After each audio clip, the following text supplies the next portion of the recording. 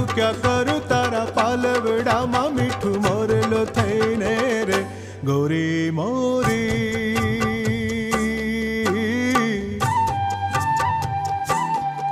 રૂડા મન ગમતા માંડવડા